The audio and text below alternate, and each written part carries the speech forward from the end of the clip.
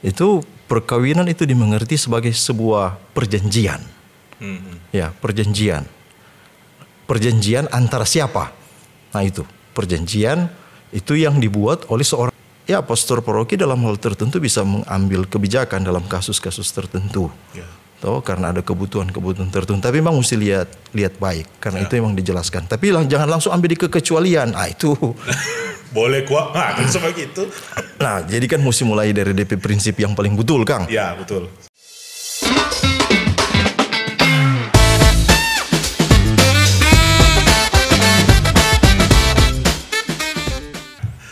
Sobat Rangkum, selamat datang, selamat jumpa lagi di episode keberapa nih, Ceng? Ke-6 kan? Ke-6 untuk hari ini. Sebelumnya selamat Natal dulu untuk orang semua di mana saja berada. Mudah-mudahan sehat-sehat ya. Nah, sekarang apa kita mengundang satu tamu di program khusus ini, istimewa spesial dari jauh, dari Roma, karena beliau lumayan lama tinggal di Roma. Jadi dan jauh-jauh ini datangkan dari Roma. Jadi dari Kalmar sekarang dari rumah, bukan dari Roma lagi. Ya, selamat datang Pastor Dani Surento. Ya. Selamat sore. Ya, selamat berkumpul dengan orang di program Rangkum ini. Ini ruang katekesi umat. Jadi kita cerita-cerita tentang isu-isu yang muncul di tengah umat secara praktis dan mudah dipahami lah begitu. Apa kabar hari ini, Pastor? Sehat-sehat. Sehat-sehat. Apalagi Natal begini tuh. Natal begini. Rapasam urat nak naik gara-gara. Semoga demikian. Ya, Pastor sibuk-sibuk sekarang di mana? Ya, seperti biasa Kang, kerja di Keuskupan, di Tribunal Keuskupan Manado. Tribunal di Keuskupan Manado ya. Juga tinggal di katedral ya, bantu di katedral. Nah, sebenarnya cuma tinggal sebenarnya. Cuma tinggal. Jadi, ya. Tinggal dalam arti status bukan pastor. Pastorkan. Iya, jadi tinggal bantu misa hari Minggu dan ya bantuan-bantuan lain sejauh yang pastor paroki perlu. Oh, begitu. Sejauh juga bisa membantu. Nah, kalau tidak ada kerja lain. Tugas pokok di tribunal kan tetap. Dan mengajar. Mengajar juga. Iya. Banyak. Mengajar, tribunal, jadi di STF ya. Kalau di STF mata kuliah apa? Di STF itu ada mata kuliah pengantar hukum gereja, lalu ada mata kuliah hukum nikah kanonik. Itu untuk yang S1, sementara untuk yang mayor, yang ya bukan S1 lagi tuh. Ada mata kuliah pastoral hukum gereja, ada 2 itu, hukum gereja pertama dan kedua, lalu ada mata kuliah DP nama khusus untuk yang sudah dekat-dekat. Jadi pastor itu yang tingkat 6, itu mata kuliah tentang praktek peradilan, lebih sebenarnya kasus untuk perkawinan, begitu. Karena tidak dapat dulu ya? Kita tidak tahu. Tapi sejak 2018 kita pulang, itu mata kuliah ada. Dulu juga waktu kita tingkat mayor, ada itu mata kuliah itu. Iya, ada. Ada. Kita mungkin kurikulum baru tuh. Kalau mayor kan bisa diatur. Diaturkan sendiri. Dulu mungkin hanya harta benda gereja tuh. Sekarang sudah ditambah itu. Jadi harta benda gereja itu masuk di pastoral hukum gereja, khusus tentang keuskupan dan tentang paroki. Begitu. Oh iya. Mungkin itu yang kurang berapa dulu sih, salah satu saja bagian di harta benda gereja. Ya, Pastor, lama di Roma dulu. Kita mau tanya-tanya dulu tuh, siapa tahu ke sana. Di Roma dulu berapa tahun? 4 tahun. Jadi 3 tahun untuk kuliah S2, lalu 1 tahun kita ambil untuk kursus jurisprudensi. Itu apa itu? Jurisprudensi itu lebih membantu untuk praktek di keuskupan, sehingga mata kuliah, bukan mata kuliah, 1 tahun itu dalam kursus isinya itu lebih banyak untuk praktek. Oh, begitu. Praktek. 3 tahun nih di sana. 4. Tapi kalau biasanya S2 memang selalu 3 tahun. 3 tahun. Iya. 3 tahun. Oh, begitu. iya. Oke, Sobat Rangkum, jadi hari ini sebenarnya untuk menyambut masih Natal ini, jadi orang bebas cerita ini juga enggak usah terlalu tegang-tegang karena setengah mati ini bicara dengan orang hukum memang detail sekali. Karena orang mau rayakan pesta keluarga kudus. Nah, kan so tahu di ini mungkin orang sudah mau bilang lagi ya kalau konsep keluarga kudus bagaimana pemahaman dalam kitab suci. So tahu Yesus, Maria, Yosef itu tuh keluarga kudus. Cuma yang sekarang diperhadapkan dengan orang di umat ya orang di keluarga-keluarga. Ya, jadi pemahaman gereja Pastor sebenarnya tentang perkawinan itu dalam gereja itu seperti apa sebenarnya sih? Oke, karena ya mau bilang kebetulan atau seperti apa? Karena kebetulan kita juga mengajar tentang perkawinan, karena keluarga itu kan keluarga terbentuk itu lewat perkawinan. Ada seorang laki-laki dan seorang perempuan, kemudian mereka membentuk perkawinan itu terciptalah satu keluarga, sehingga kita kira juga cocok-cocok dengan pas juga dalam hubungan dengan keluarga kudus. Nah, ya kita mesti mulai menjelaskan tentu dari dasar pemahaman gereja, Kang. Karena bicara tentang perkawinan, maka dalam macam-macam dokumen gereja itu dalam Kodeks 1983, kemudian sebelumnya ada dokumen konsili itu juga bicara tentang perkawinan. Nah, khusus apa yang ditulis dalam kitab hukum kanonik itu perkawinan itu dimengerti sebagai sebuah perjanjian. Ya, perjanjian. Perjanjian antara siapa? Nah, itu perjanjian itu yang dibuat oleh seorang laki-laki dan seorang perempuan. Jadi seorang, ya bukan 2 orang laki-laki dan seorang perempuan, atau 2 orang perempuan dengan seorang laki-laki. Jadi seorang laki-laki dan seorang perempuan. Nah, dorang membentuk apa? Nah, itu yang mesti juga jelas, mereka membentuk persekutuan. Nah, itu for kita ketika muncul kata persekutuan, karena dalam istilah Latin itu sebenarnya satu kata yang bagus, ya, persekutuan konsorsium. Jadi cum sortis. Jadi satu persekutuan dalam suka dan duka senasib, sepenanggungan untuk seluruh hidup. Untung dan malang. Ya, dalam untung dan malang, bukan dalam untung dan malam. Jadi cuma malam dah. Siang dah. Jadi datang dalam untung dan malam. Jadi untuk seluruh hidup, atau bahasa lain untuk sepanjang hidup. Nah, dari situ kemudian muncul bahwa mereka yang membentuk perkawinan ini, seorang laki-laki dan seorang perempuan ini, mereka terarah kemana? Nah, itu kan yang disebut dengan tujuan perkawinan. Itu kesejahteraan suami istri, ya, sejahtera lahir dan batin, tapi juga terarah pada kelahiran, kelahiran prokreasi, kelahiran dan pendidikan. Pendidikan berarti bicara juga soal pembinaan. Karena kan suami dan istri bukan hanya sekedar melahirkan anak sebanyak mungkin, tetapi ada tanggung jawab besar bahwa mereka kemudian harus mendidik, mau kasih sekolah itu anak, lalu kemudian sesudah itu di rumah harus dibina, orang tua juga memberi contoh supaya anak-anak masuk gereja. Kalau mereka malas masuk gereja, bagaimana tuh anak-anak mau suka masuk gereja lagi? Nah, kemudian dalam gereja kemudian itu disebut sakramen. Karena itu menjadi sakramen perkawinan. Nah, kenapa itu menjadi sakramen? Karena dalam kodeks itu dibilang bahwa oleh Kristus Tuhan diangkat, sehingga dia menjadi sakramen karena Kristus sendiri. Begitu. Selanjutnya, atau ada mau tanya loh? Dari situ juga, Kang? Bahasan ini berat, Pastor. Sabar dulu. Ringan ini. Soalnya aku ada baca catatan nih bahwa kodeks itu ikut kitab hukum kanonik ini. Nah, mesti jelas tuh. Jadi supaya ada DP dasar, Kang. DP dasar jelas dan orang juga semua tahu. Pastor, tunggu dulu. Karena tadi kan dia perjanjian. Nah, ketika orang temui di umat misalnya ada bahwa tadi yang idealnya seperti itu kan, bahwa perkawinan itu sebuah perjanjian harus dalam untung dan malam dan malang di kala sehat atau sakit begitu. Kala sehat atau sakit, pokoknya sebuah yang dirangkum dalam satu makna persekutuan dalam perkawinan itu. Nah, kalau misalnya ada yang boleh dikata dalam lingkungan umat kita ada yang mengingkari perjanjian itu bagaimana? Nah, jadi kata perjanjian itu kan, itu sebenarnya Kodeks 1983 lebih menggunakan kata perjanjian. Kalau dulu itu menggunakan kata kontrak. Nah, kata kontrak itu kan sangat yuridis, toh. Kontrak berarti ada hitam di atas putih. Memang betul bahwa orang kawin kan, orang menikah waktu di gereja kan ada tanda tangan. Betul. Lalu kemudian di negara juga ada orang tanda tangan.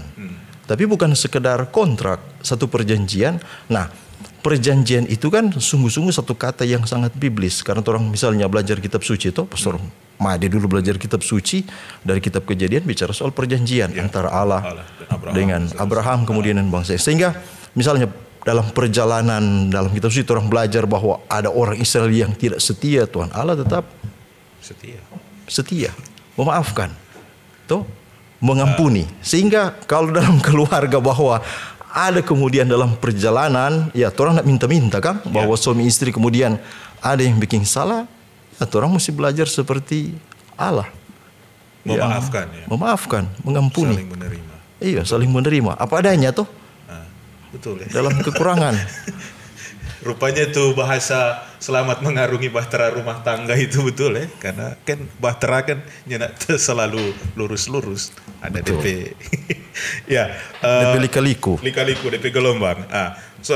Karena ini orang bahas tentang perkawinan keluarga kudus. Jadi idealnya pengertian perkawinan seperti itu. Cuma sekarang di lingkungan umat biasa ditemukan kesan bahwa ketika orang suka masuk Katolik itu, apalagi mungkin yang beda gereja atau beda agama, mau nikah Katolik misalnya, ada kesan orang bilang, susah sekali mau kawin di Katolik, gitu. DP urusan banyak, DP persiapan lama. Kita bilang begitu karena DP cerita di luar. Bagaimana menurut Pastor yang belajar hukum ini sesuai dengan ketentuan?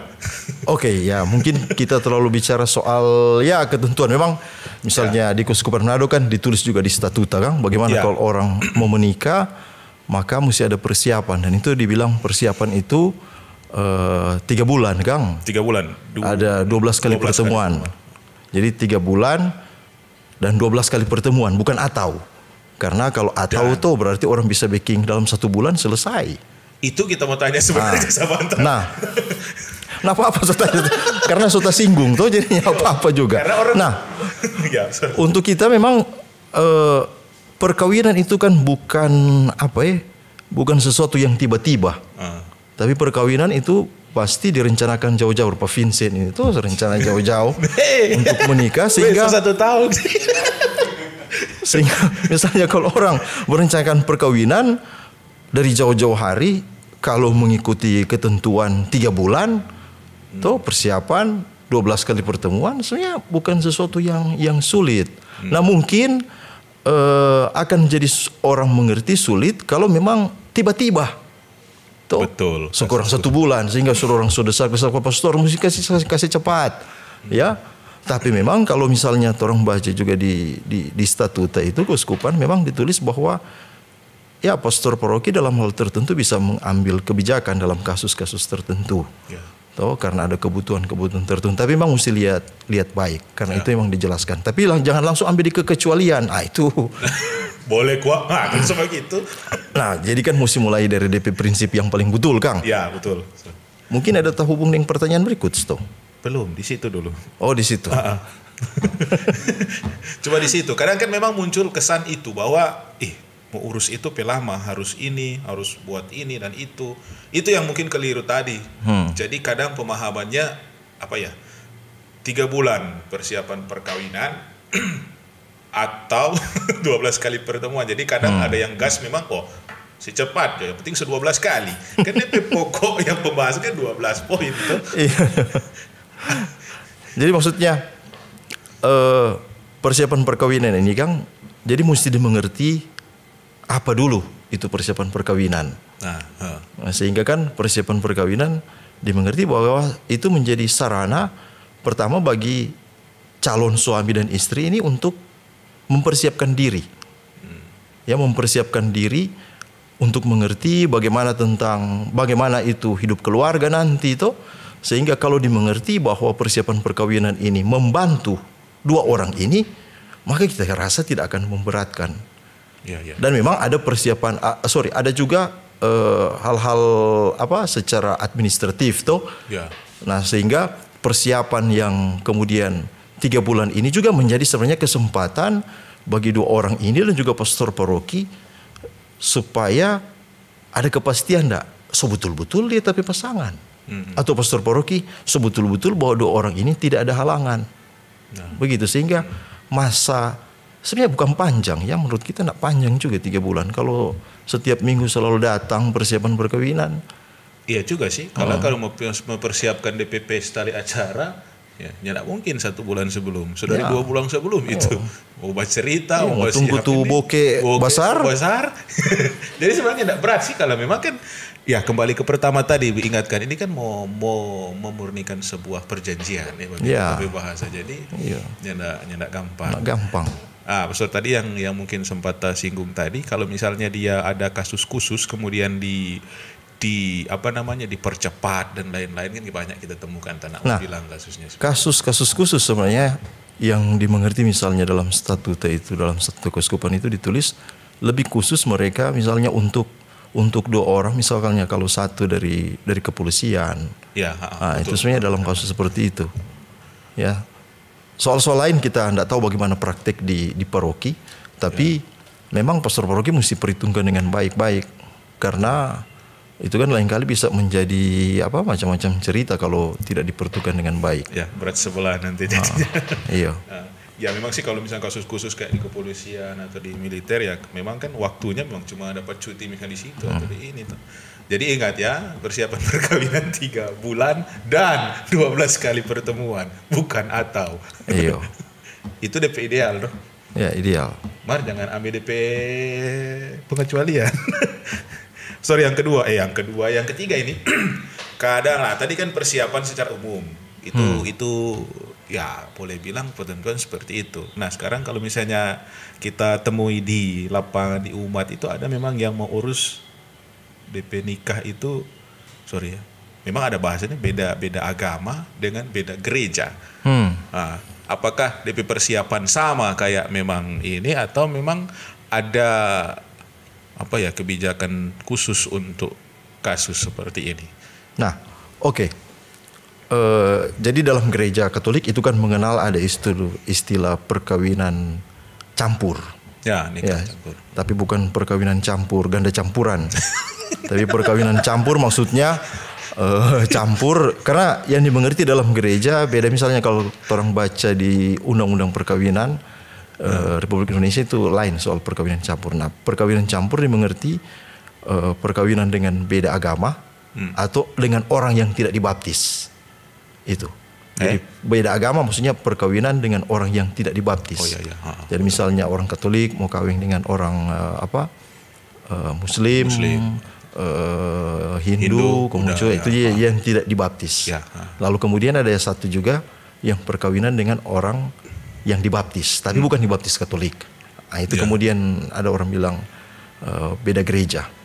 Ya, istilah Latin disparitas kultus untuk beda agama. Kemudian untuk yang beda gereja itu mixta religio. Ya, jadi maksudnya begini, Kang. Nah, dalam gereja itu perkawinan dengan orang yang beda gereja itu bukan halangan, ya. Itu disebut kalau misalnya di kodeks itu disebut itu dilarang, sehingga tetap bisa. Sementara satu halangan, karena itu orang misalnya mengurus perkawinan beda gereja itu biasanya minta izin, ya, minta izin ke fikep, ke fikjen, ke uskup. Lalu kemudian yang beda agama itu minta dispensasi karena halangan, tapi karena halangan sifatnya gerejawi, sehingga itu harus minta dispensasi. Nah, bagaimana mempersiapkan? Nah, untuk mempersiapkan orang berarti dia masih mempertahankan gerejanya atau agamanya, ya, imannya. Nah, misalnya untuk orang Katolik, ya untuk kita, kalau dia harus mempersiapkan maka dia harus ikut seperti kalau dia yang Katolik. Sementara yang orang lain, ya karena persiapan ini berguna untuk dia, dia harus diberitahu. Intinya bahwa orang yang bukan Katolik ini, yang tidak mau jadi Katolik, karena beda agama atau beda gereja, yang sudah mendapat izin dan sudah mendapat dispensasi, maka intinya bahwa mereka harus diberitahu tentang perkawinan Katolik, tentang tujuan perkawinan Katolik, tentang sifat-sifat hakiki perkawinan Katolik. Bahwa dia harus mengikuti 12 kali pertemuan, untuk kita tidak terlalu perlu. Kecuali yang bersangkutan mau. Iya, begitu. Iya. Jadi untuk persiapan selama, tapi kalau DP pasangan yang Katolik harus 12 kali, sehingga dia harus menunggu juga toh. Iya juga kan. Begitu. Berarti mau persiapan perkawinan dia boleh dibilang pergi sendiri kalau begitu. Ya, dia yang intinya bahwa dalam kodeks bahwa dia harus diberitahu tentang paham perkawinan Katolik seperti apa. Berarti, itu intinya. Intinya berarti minimal dia harus ikut ketentuan dalam gereja, Pastor ya. Kalau untuk bersyarat itu berarti harus 3 bulan pertemuan. Jadi misalnya yang perempuan Katolik misalnya, berarti yang laki-laki harus sabar menunggu 3 bulan setelah. Tapi kalau dia mengikuti juga persiapan perkawinan, untuk kita tidak jadi masalah. Karena kan materi-materi kan ada juga materi tentang ekonomi rumah tangga. Iya, bagian terakhir. Iya, kalau untuk yang begitu tidak masalah. Tapi menurut kita sih lebih bagus dong dua ikut. Bagaimana mau nikah kok dia cuma pisah sendiri persiapan. Ya. Kalau mau pikir ya. Kalau di paroki saya kira bisa menganjurkan untuk yang seperti itu. Supaya dia. Tapi untuk yang inti paham perkawinan, dia harus. Itu wajib diikuti. Nah, kemudian Pastor sedikit melebar mungkin. Nah, karena dia kan pernikahannya kan beda agama atau beda gereja antara yang tidak dibaptis dengan yang dibaptis tadi ya. Kemudian kalau misalnya setelah perkawinan bagus-bagus dan kemudian ada anak, anak bagaimana? Nah, tentang anak.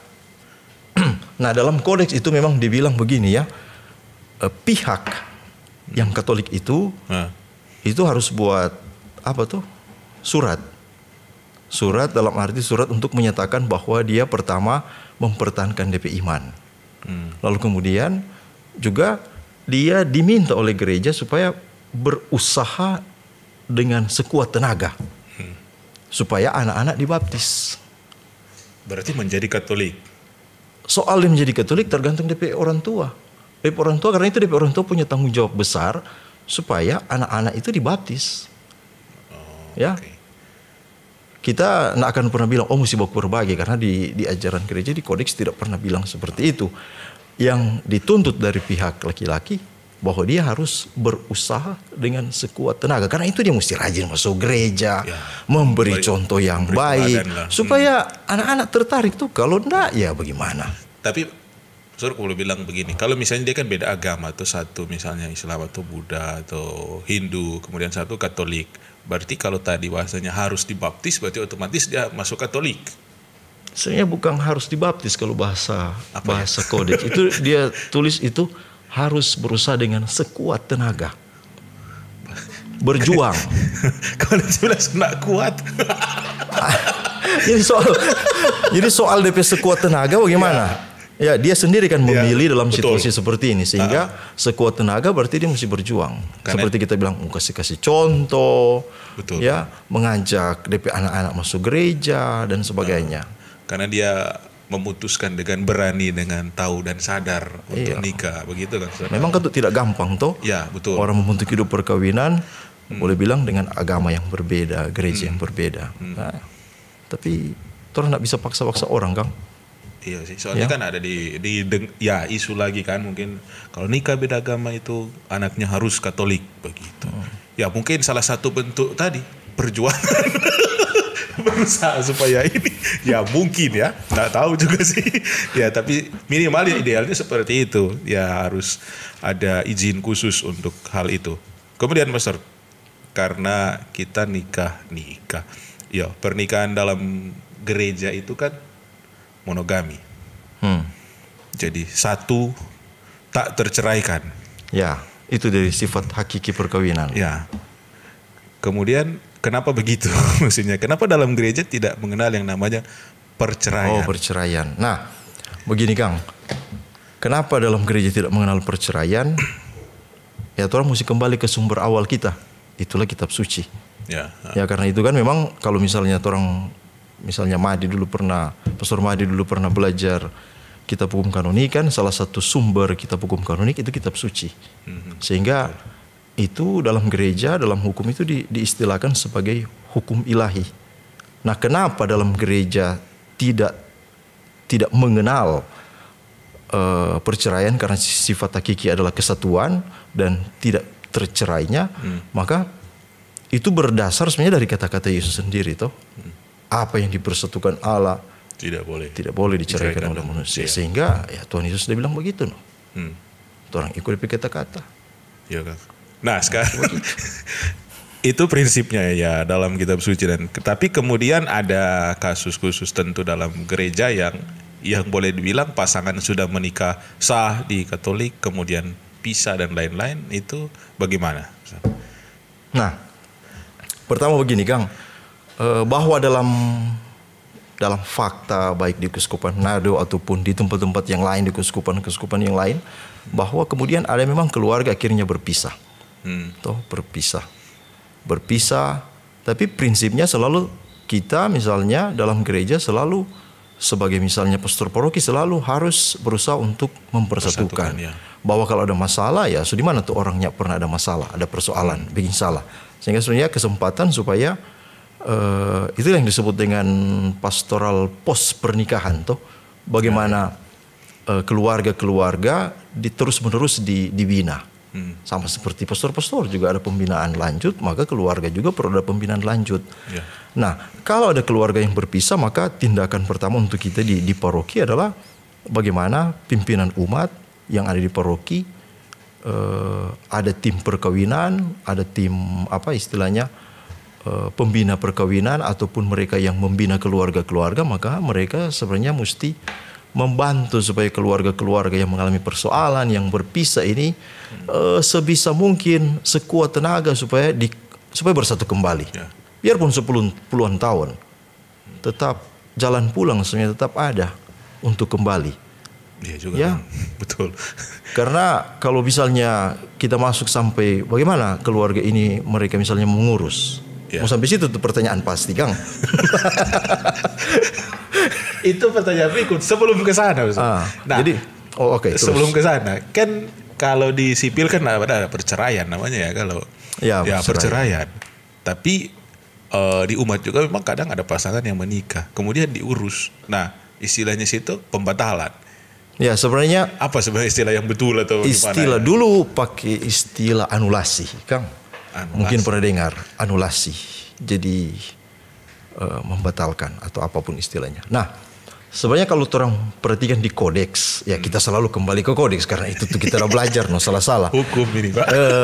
Nah, istilah sebenarnya yang dipakai oleh kitab hukum kanonik itu istilah deklarasi nulitas perkawinan. Deklarasi nulitas artinya kalau kita mau coba-coba terjemahkan nih, semoga terjemahannya tidak salah. Jadi semacam menyatakan bahwa perkawinan tidak sah sejak awal. Begitu.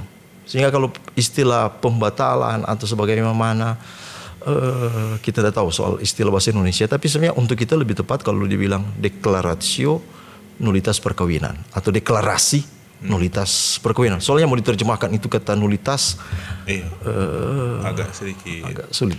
Sehingga pakai saja kata nulitas, yang penting mengerti bahwa nulitas artinya ketidaksahan dari sebuah perkawinan. So langsung disimpulkan berarti dibatalkan. Kalau istilah sekarang di umat. Ya, kebanyakan orang pakai itu so lama. So lama sih. Nah, kalau misalnya jadi seperti itu, Pastor, bagaimana DP? Jadi begini, Kang. Karena kan banyak yang kadang bilang, aduh, ada gak tuh memang suka yang bangun baru dengan ini, tapi prosesnya panjang, lama begitu. Oke.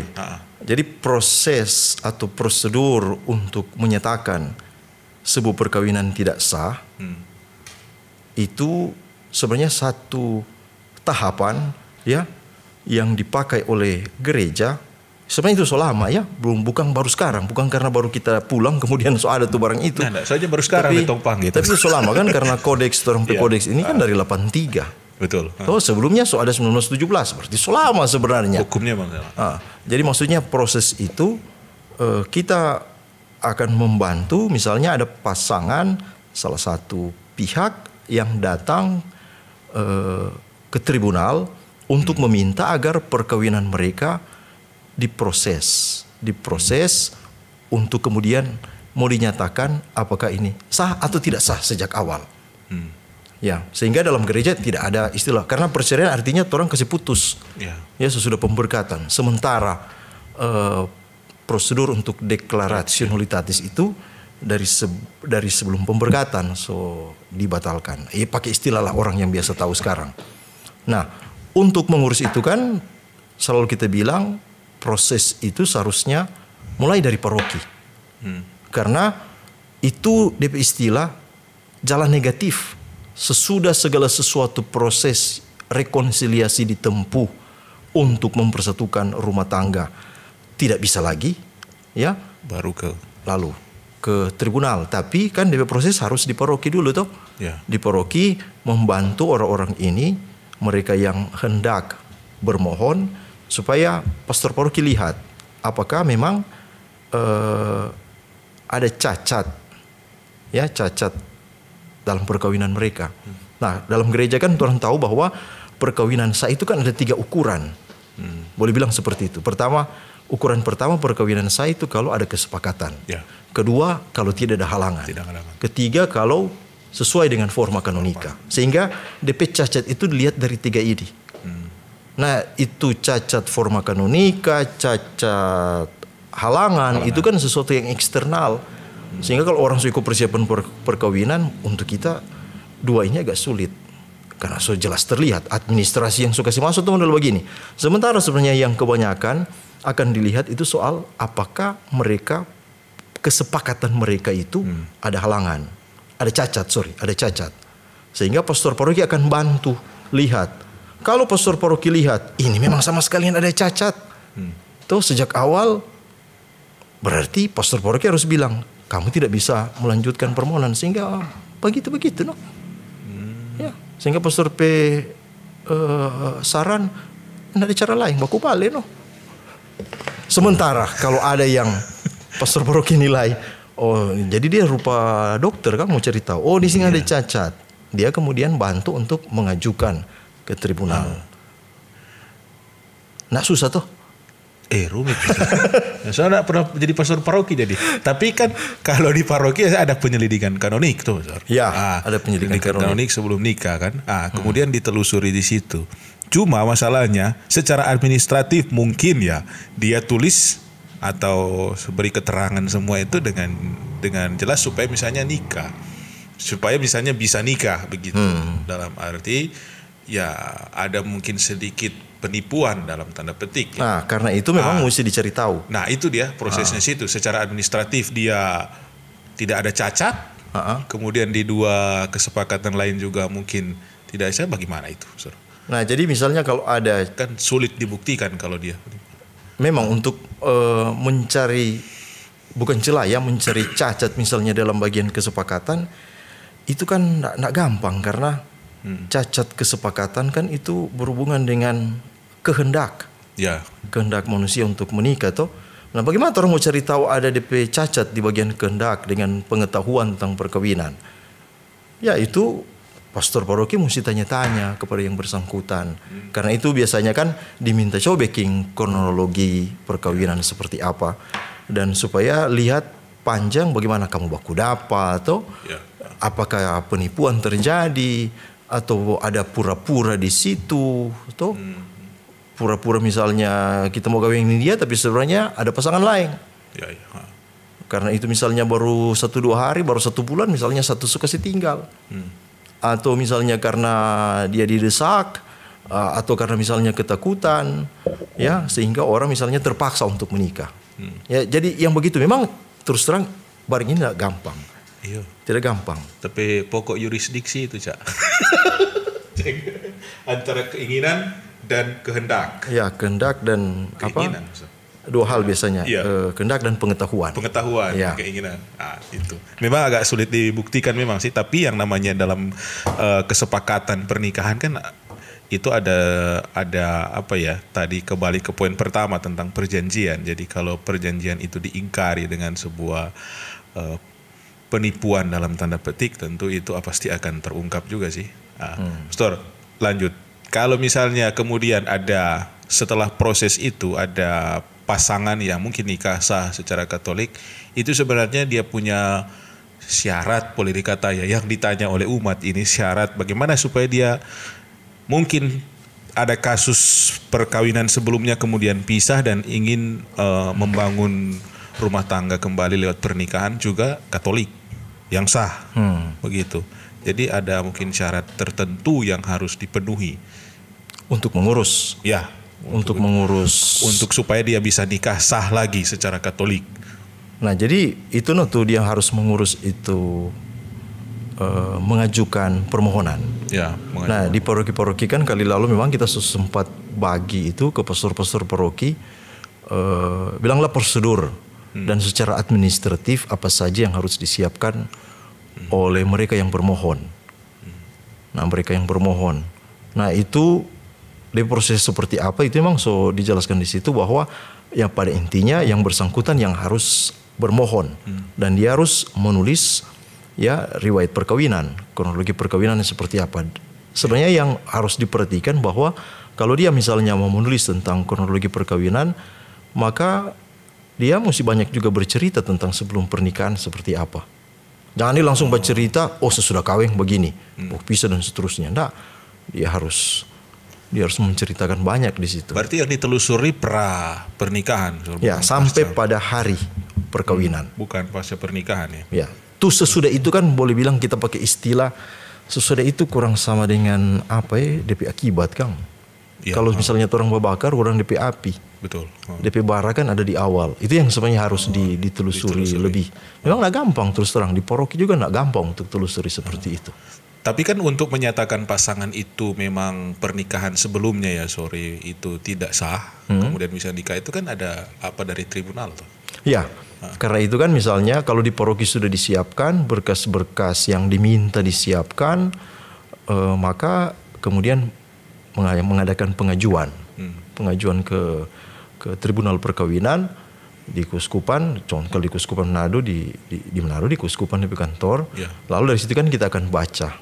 Lalu baca, sesudah baca kita kan akan mengambil keputusan apakah ini ada dasar untuk kemudian dilanjutkan. Kalau ada dasar maka kita akan melanjutkan. Dan biasanya kan akan diminta kan kesaksian. Dan pihak sebelah juga akan diminta untuk dipanggil. Kecuali yang bersangkutan tidak mau untuk datang. Karena itu kan biasanya maksudnya tuh pihak yang DP suami atau DP istri sebelumnya. Dia harus dipanggil, harus diberitahu. Karena kan pada prinsipnya kalau dipanggil dua-dua dan kemudian mereka datang, kita rasa akan lebih gampang lagi untuk mendapatkan pembuktian. Betul. Nah, misalnya Paus Fransiskus tuh kali lalu dalam Motu Proprio Mittis Iudex Dominus Iesus itu, dia kan ada itu istilah proses lebih pendek di hadapan uskup. Nah, itu proses itu kan DP syarat ada dua. Syarat pertama dalam permohonan dua-dua harus menandatangani. Syarat yang berikut bahwa DP pembuktian fakta-fakta itu mudah untuk didapat dan jelas. Kalau dua syarat yang diminta ini ada, maka akan diproses lebih singkat. Nah, itu disebut dengan procesus brevior di hadapan uskup. Begitu. Kalau dia lengkap kemudian diproses, ada pemeriksaan lalu kemudian ada diminta juga dari orang lain, dari anggota tribunal untuk memberikan pandangan, lalu pada akhirnya akan ada putusan. Tapi harus terima bahwa bisa jadi putusan ini kan belum pasti positif atau negatif. Bisa jadi perkawinan memang sah sejak awal sehingga putusannya negatif. Artinya perkawinan tetap sah, tidak bisa dibatalkan. Kalau putusannya perkawinannya sesudah ditemukan dalam pembuktian bahwa perkawinan ini tidak sah sejak awal, maka dia akan dikeluarkan surat sehingga yang bersangkutan kemudian bisa menikah lagi. Nah, mengenai hal itu kita mungkin cuma minta tanggapan saja untuk hal itu ya. Kalau mengenai putusan tadi, karena kan terkadang selalu menjadi sasaran di gereja ya. Kenapa gereja Katolik begini tidak menyayangi umatnya dan selain sebagainya.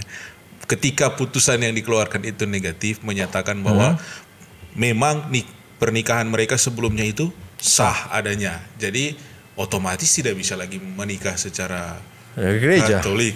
Ya, memang seperti itu. Begini Kang, kita masih ada. Sudah ada, Pastor. Cuma itu mau tanya. Nah, kita memang lain kali kan orang kemudian jatuh pada aduh kasihan orang ini.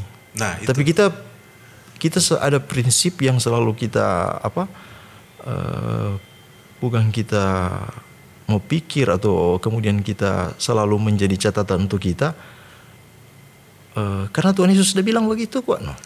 Apa yang dipersatukan Allah tidak boleh diceraikan manusia. Sehingga kalau misalnya orang di tribunal membatalkan, bilanglah seperti itu, menyatakan perkawinan tidak sah padahal itu sah, berarti kita melawan perintah Tuhan.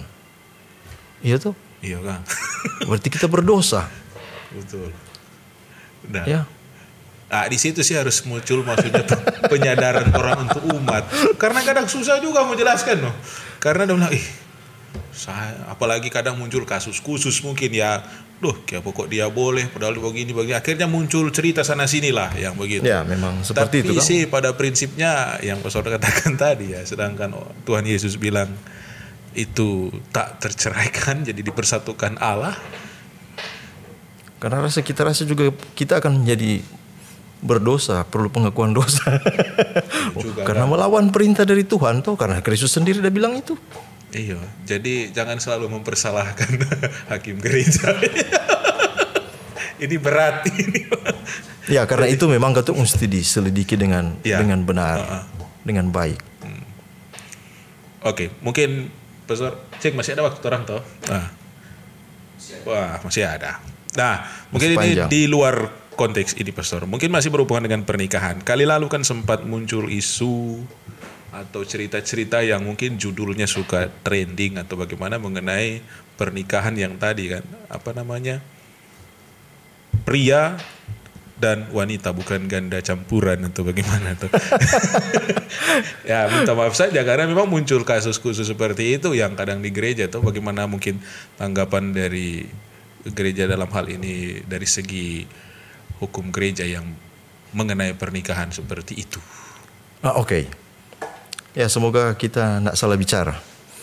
Tapi kita mengerti memang prinsipnya bahwa ya selalu orang kan harus berasal dari kitab suci itu, dari kitab Kejadian, kisah penciptaan, lalu kemudian karena itu dalam ajaran gereja memang selalu dikatakan perjanjian seorang laki-laki dan seorang perempuan. Sehingga ya artinya memang cuma begitu, tidak bisa ditawar. Tidak bisa ditawar seorang laki-laki dan seorang perempuan. Bahwa misalnya ya sebenarnya di statute itu sebenarnya ditulis juga ya tentang bagaimana dalam kasus-kasus seperti ini tuh bahwa kita menghormati ada orang seperti itu. Kita tidak bisa mempersalahkan orang-orang seperti itu toh. Tapi prinsipnya dalam perkawinan seperti ini. Jadi DP semacam yang tidak bisa diganggu gugat. Ya. Begitu. Ya mungkin itu yang dibilang Paus kali lalu ya, menghargai mereka sebagai manusia ya. Ya tetap manusia kan. Jadi kita ada kasus khusus seperti itu, tapi pernikahannya tetap seorang pria dan seorang wanita.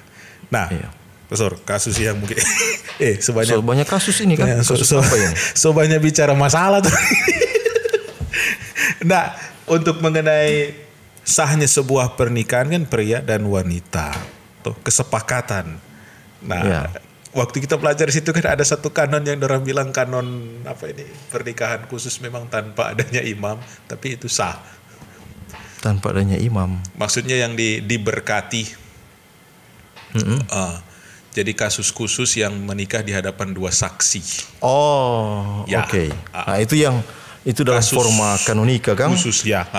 Dalam forma kanonika kan itu ada istilah forma kanonika ordinari. Ya. Jadi forma kanonika yang biasa berdasarkan ketentuan. Nah itu kan berarti pemberkatan di hadapan pastor paroki atau ordinaris wilayah. Nah bisa diakon atau imam lain yang bukan pastor paroki yang harus dapat delegasi dari dua ini. Sementara ada yang disebut dengan forma kanonika extraordinary. Nah, forma yang ekstraordinari berarti bukan di hadapan pastor paroki atau ordinaris wilayah atau imam atau diakon yang dapat delegasi.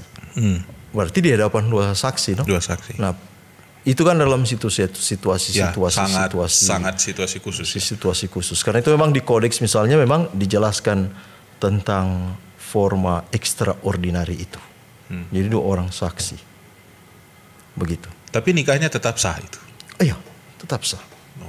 Nah itu supaya tidak jadi simpang siur. Tapi bahwa ada pastor paroki itu tidak boleh kalau seperti itu. Ya pastinya, karena ini sangat khusus sekali kan. Nah, itu kan dalam situasi. Tapi mungkin sekarang tidak ada lagi karena kasus seperti itu. Mungkin. Nah ini misalnya dalam kodeks itu, jika pelayan yang berwenang menurut norma hukum tidak ada atau tidak dapat dikunjungi tanpa kesulitan besar, mereka yang bermaksud melaksanakan perkawinan sejati dapat menikah secara sah dan licit di hadapan saksi saja. Dengan syarat, pertama, bahaya maut. Kedua, kalau di luar bahaya maut, asal diperkirakan dengan arif bahwa keadaan itu akan berlangsung selama setahun. Ya begitu. Memang kasus khusus sekali. Oh sekarang sudah anak muda apa, sedang orang mau kawin di Manado, di Bali mau kawin. Ya susah. Karena apalagi kan, misalnya yang situasi seperti itu kan misalnya karena ada apa? Dalam situasi perang, ataupun mungkin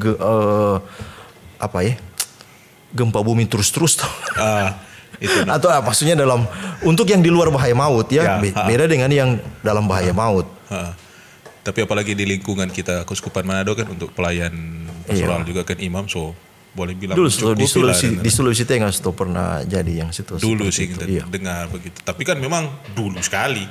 Tapi kita maksud tanya ini supaya memang ada sedikit gambaran tentang mungkin idealnya sebuah perkawinan, ada beragam model situasi khusus yang terjadi dalam gereja yang memang notabene sudah diatur di kodeks begitu.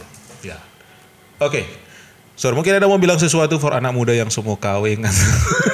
So nak mau kawin. Karena ini pesta keluarga kudus Yesus Maria Yosef sebenarnya menjadi idealnya sebuah teladan dalam keluarga.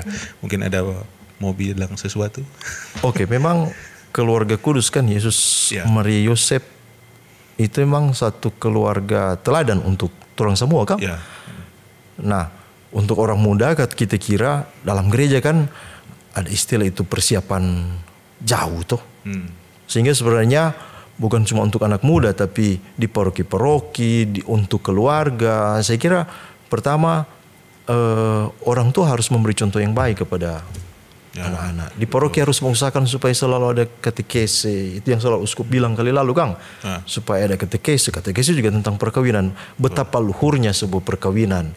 Seperti contoh itu keluarga Kudus Nazaret. Juga ada keluarga-keluarga lain di sekitar kita yang memberi contoh yang baik. Sehingga contoh yang baik sebenarnya itu harus menarik orang supaya nanti ketika orang-orang muda ini membangun perkawinan, maka bangunlah keluarga seperti itu.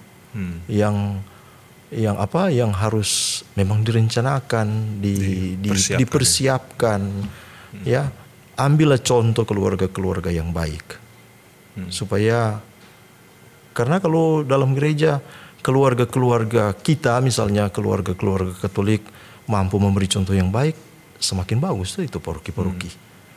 Dan keluarga-keluarga yang kuat, yang aktif waktu dari masih OMK, maka mereka akan menjadi orang-orang yang baik yang mampu menjadi orang-orang di depan untuk menjadi semacam untuk mewartakan seperti itu.